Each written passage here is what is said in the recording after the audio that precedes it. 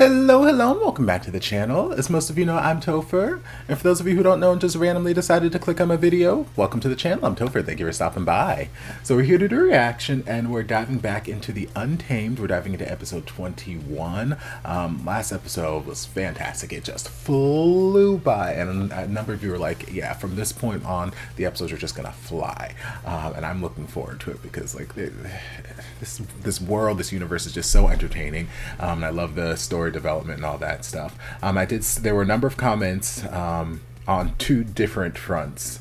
There was one set of comments that was addressing potentially finding somewhere else to watch the episodes other than YouTube, and I know a lot of guys have recommended using Viki throughout the process and whatnot, and I've had this conversation on various other series I've reacted to where I've got similar suggestions, but we'll have it again because new people may have showed up. So the reason I don't use Viki, because I have the account, I have the pass, but let me transition. So like right now I've got this screen pulled up on Viki, and I'm going to record on my phone what I'm seeing on my screen. So right now on my screen I see this, and I am playing it on Viki. The episode is playing, but when I come over to my software where I'm recording, OBS, all it's showing me, and what you guys are probably seeing on the screen, is black. So I can pull up all the information about the episode. I can pull up all of that stuff. I don't remember if it records the audio or not, but basically there is no video to go along with what is playing on my screen. So I'm screen capturing this window, but it is blackness. So that is the reason that I have not used Viki for recordings, because I do not have a way to screen record, and then I have to go elsewhere and find the episode and hope that whatever episode I find and download will fit what I was reacting to and the timing. And it's just a fun process. I've had to do it in the past, and I don't like doing that. So that's why I tend to stick with YouTube, because at least with YouTube, I can screen record the YouTube. But I have other avenues that I've gone down for other series. So right now I'm going to try a different site that is not YouTube and see if this works out for me. I checked episode 20 at least on this site, and they didn't seem to have music cut out, so we'll see how it goes moving forward. Yeah, other sets of comments I saw were about spoilers potentially being put down in the comments section. I know most of you guys tend to be pretty good about not doing that, which I appreciate, because I've seen a number of you guys like say, hey Topher, this is a spoiler, don't open if you blah blah blah, or just spoilers, and then like you guys will like put it down like 15 lines below, so you have to click show more in order to actually see what the spoiler is. So I appreciate you guys, but apparently there were some people putting some sort of spoilery content down in the comment section, and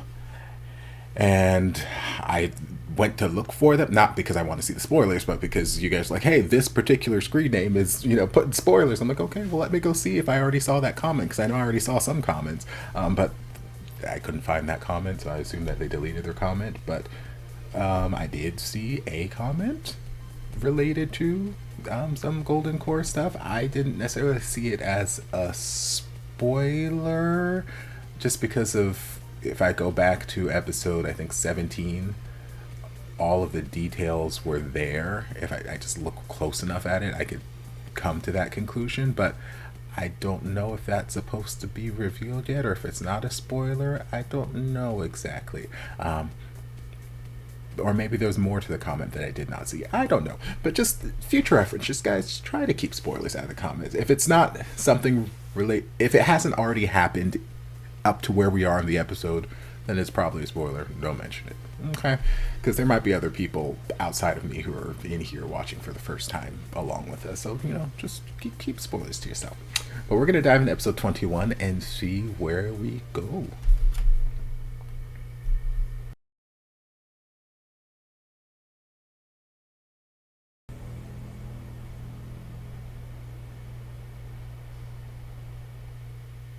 No, no, no! Okay, but why was this episode 20 minutes long? Why was this so short? Why did it just fly by like that? Lord, no, there's still so much more time we gotta spend. Oh goodness, yes. Wuxian is wildin', in a nutshell. Everybody can see it. Everybody can see there's something different about this man. There's something different about him, and he's not. He's not telling us. He's not telling us. But everybody. So like at first, it started off with okay, Lanzhan and Cheng, like, okay, there's something off about this, but we're just gonna go along with it. But like now, just the more he interacts with people at this like home base, and they're like, it's something is off. Something about him is off. He is not this. And like conversation he was having with Big Sister, where she's like, you've changed, and he's like, I couldn't say a child anymore. It's like there's something in him that has changed fundamentally, and I don't know if it was just a matter of the experience he went through while he was lost and confused for those 3 months, or if it is the negative energy really just influencing him in a dark, negative kind of way and changing his temperament. Because that's one of the things Lanzhan's been worried about, and just been, saying that, these messing with this dark cultivation, which you guys basically told me necromancy is what Wuxian's been doing, but the censors over there don't like to deal with zombies and all that kind of stuff, so we just kind of tone it down to demonic cultivation, and we don't make it quite as graphic. But that it can change your temperament, and it is something that over time, if you keep practicing, like it can take over, and it can essentially just ruin you, kill you. So that's what one thing Lanzhan is worried about. He's like, I don't want my baby to go down this dark path and end up hurt, dying, worse.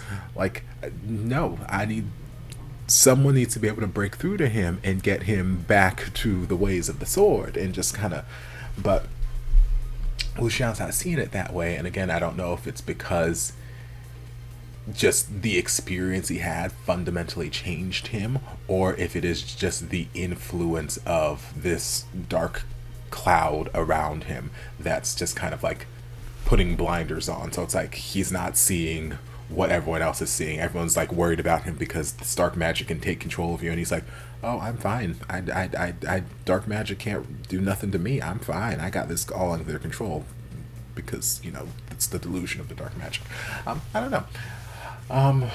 But yes, everyone is noticing the changes, and like I said in the middle, the acting is just so well done, because he could be having the exact same conversations or have the exact same interactions with other characters that he would have had 10 episodes ago, but there's a difference. There's a difference in the tone. There's a difference in the feel. Like, everything about the tension between him and the other characters in this series feels completely different. It feels like a completely different dynamic.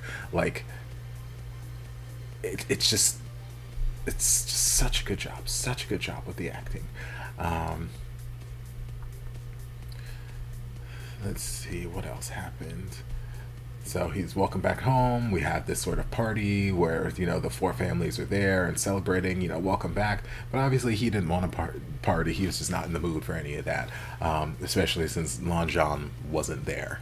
And even though he's been kind of standoffish in regard to Lanzhan the last episode and a half, he still cares. He still likes Lanzhan. Like, the love is still there, but there's just other elements right now at play. There's other things going on right now, so it's not just a simple, oh, I like this guy. Oh, it's not that simple. It's a very complicated series of events happening right now. But let me see. So he left the party early, and you can see even before he left, just the conversations that the other clan members were having with him. Oh, why don't you have your sword? How did you kill him? Oh, I heard he was so disfigured his father couldn't even recognize him. Did he really do that? Blah blah blah. Like you could hear it. Like it's the whispers around town, the whispers going around about, you know, how did he do that? What did he do? What kind of, ooh, is he going to like some sort of dark sorcery? But like very much that sort of word of mouth that spreads like wildfire, and then all of a sudden you've got a bad name. All of a sudden everybody, your name is in everybody's mouth, and all of a sudden you've got this bad reputation. Granted, he's out here doing some dark magic shit, so yes, but it feels very much like more of those beginning phases of where we already know the narrative is going to go for him in the end. From before we flashback, we know that he's got this awful reputation as this warlord leader, this, that, the other, and like he's just got this awful reputation. So this very much feels like those beginning phases of that, where it's just like, oh, word of mouth, it's like, and it doesn't help that he is being that he is acting in the way that he is acting in regards to those people. Now I get it, because like he said, if they told me to carry my sword, you know, I don't like being told what to do, which I'm like, you know, same. But we've known this about Wuxia from the beginning. We know he's a rambunctious individual who doesn't necessarily like rules, regulations, and that sort of structured dynamic. He likes to kind of just fly by the seat of his pants, and you know, he doesn't mean any harm, but if you tell him that he has to carry a sword, well, that's going to make him not want to carry the sword. Even though he might be the best swordsman in the world and he might love his sword to death, you tell him you must carry this sword at all times, he's going to be like, bitch, watch me. Like, just very, very much that dynamic. So when these people are like, oh, you've got to be this, you've got to carry your sword, you've got to come to this meeting, you got to act like blah blah blah, he don't like being told what to do. So I'm assuming the dark cloud influence is not helping that part of his personality in any way, shape, or form. If anything, it's probably exacerbating it. So it's like, oh, you guys are telling me that whatever this dark magic, even though they didn't explicitly talk about dark magic and whatnot, but like, oh, you're telling me that this way is not the way. Well, you know what? Screw you guys. I'm gonna go do this. I'm gonna go do my own thing. Lord, baby.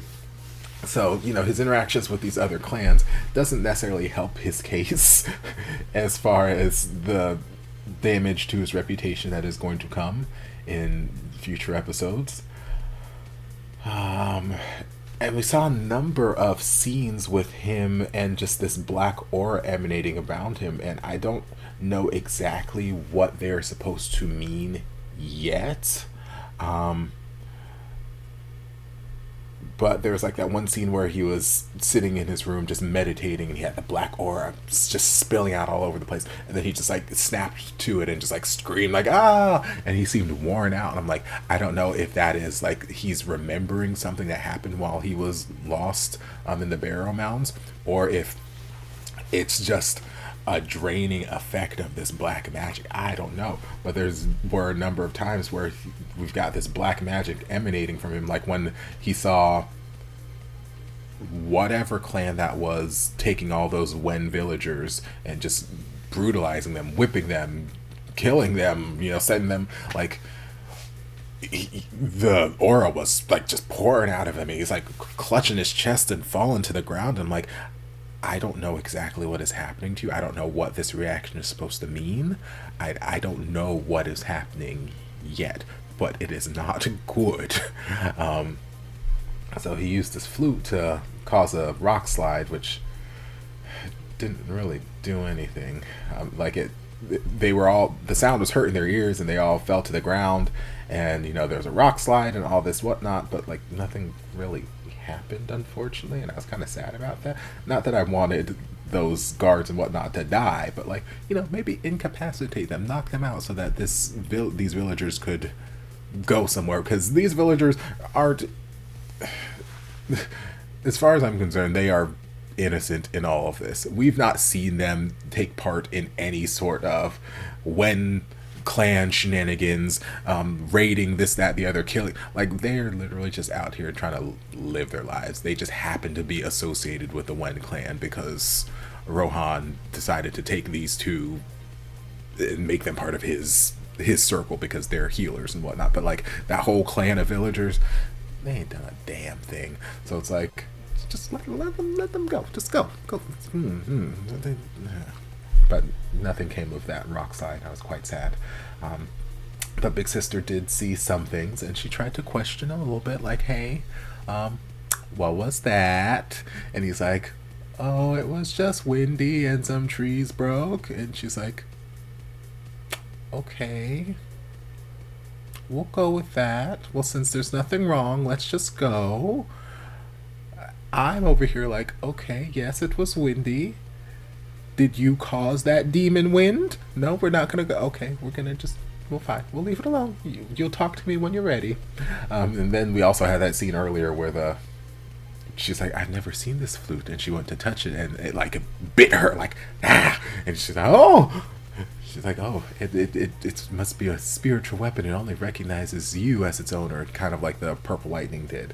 Only recognize one person as its owner. Which I'm like, okay, yeah, we'll go with that. And that may be the case. It may be a spiritual weapon that only recognizes him as its owner. But I'm feeling other things about this weapon right now. But yeah, we'll go with that. I don't know necessarily that it was protecting him from, or protecting itself from being, like taken away by someone else, as it was just, hey, I'm a dark, negative spiritual force, and you are a beautiful, delicate person, and my touch will corrupt the fuck out of you. So I think that was more just like oh no, this is a bad touch. No, I don't want to get anywhere near this damn weapon. But we'll go with spiritual weapon only recognizing you. We'll go with that, baby. Which might be another reason, or might be the reason, like when we first, in the beginning scene when Sweet Boy, whose name I don't remember, Fan, came rolling in, and it's like, oh, you're back, oh, and he went to go touch Wuxia, and Wuxia was like, ooh. Like, maybe that had something to do with it too. He didn't want him to get hurt or influenced by this dark, I don't know. Still lots of questions, but it's not terribly important right now. I don't need these. They will give me the information I need when it's time for me to need the information. So I'm cool. I'm just spitballing my thoughts right now. What else? We had that one scene with Lan Zhan and his brother, which was the first time, I think, in the entire episode when Lan Zhan spoke. Literally, the entire episode up to that point, all of these things are going on, all these people are having conversations, and Lan Zhan, all the camera would do is just pan to him and just show his face, and that's all. And he may not have said words, but he was speaking with his face. Like, you could see the concern, the fear of what this path that Wuxian is on, where it could lead. You could just see it's written across his face like daylight. It couldn't be more obvious. So like, he may not be saying words, but his face was saying everything. So we didn't get an actual word from him, I think, this entire episode until like the 30-minute mark when he was alone with his brother. And his brother's like, hey, do you know what's going on with your boy? He's talking craziness about, give me a month and I'll restrain that metal. Do you know what's going on there? And it was very, very nice conversation. And then we had Wuxian and Cheng walk up on them, and again, just the tension between the characters is so palpable, and it just shows the change in the dynamic, because Wuxian in that moment, like, yeah, he's doing all the typical things you're supposed to do, bow, blah blah blah, but you could see he'd look at Lan Zhan look at him, and there's just this, I don't know, the connection that they had, it just wasn't there. It's different. I don't know how to explain it. And then they just walked off, and then Big Sis found Lan Zhan and asked him, like, hey, do you know what's going on with my brother? And Zhan was giving her a rundown, not giving the full details, but just like, hey, if he continues down this path, I'm afraid of bad things. And Wuxian overheard and stepped in and was like, I thought I told you to stay out of Zhang clan matters. And it's like, you did say that. But I also remember a time when you would never, ever talk to Zhan like that. 10 episodes ago, you would be jumping in the middle of that conversation, not because they were talking about you. No, you would be happy they were talking about you. You'd be like, oh, so you're thinking about me, and all flirtatious and fun and like, that is the Wuxian that was. So this character we have here, who is very evasive, full of secrets. He's not wanting to lie to people, so to avoid lying to people, he's just not telling them anything. He's speaking in riddles and all this other kind of stuff. Is a different person, and it concerns Wuxian, or it concerns Zhan. But Zhan's like, okay, fine, you told me not to say anything, I'll leave. Then Wuxian, tried to chase after him, like, hey, let me explain, and then he whipped out his sword, just like, and they have a quick little battle there. And then the episode ended, and I'm like, no! I've wanted them to talk this whole episode. Let's have this conversation. Why y'all ending right now? Rude and disrespectful. Yeah, so hopefully next episode will not be 20 minutes long. and then they will... No, this is just fantastic. I love it when it feels like no time has passed at all, because that's just the sign that I'm enjoying what's happening. So this was fantastic. I'm excited to see where the next episode takes us. I don't know if I'm going to be doing 2 episodes this week, just because I'm going to Chicago midweek, and once I'm in Chicago, I'm not going to be really doing any editing and whatnot. I'll be doing the concert and just hanging out with Synergic and just all that kind of stuff. So I don't plan to do much editing once I leave. So I don't know, because I have a couple other episodes of other things I need to react to or I need to record today, just to make sure I have those covered throughout the week. So I don't know if I'll have a chance to record another episode for this week. If you see another episode pop up, then I found time. But if you don't see another episode pop up, then that was the case. But I hope you guys enjoyed this reaction. If you did, don't forget to like, comment, subscribe, share, turn on notifications to be notified when all of my shenanigans get posted. If there's anything else you'd like me to react to, be sure to leave it down in the comments. I'll get to it as soon as I possibly can. If you'd like to support the channel not tomorrow, sorry, I'm looking at my phone, saying, hey, your bill's due tomorrow. I'm like, okay, great. If you'd like to support the channel other ways, you're more than welcome to join us over on Patreon. You don't have to, but you're more than welcome to if you want to. And I'll see you guys in my next video. Love ya.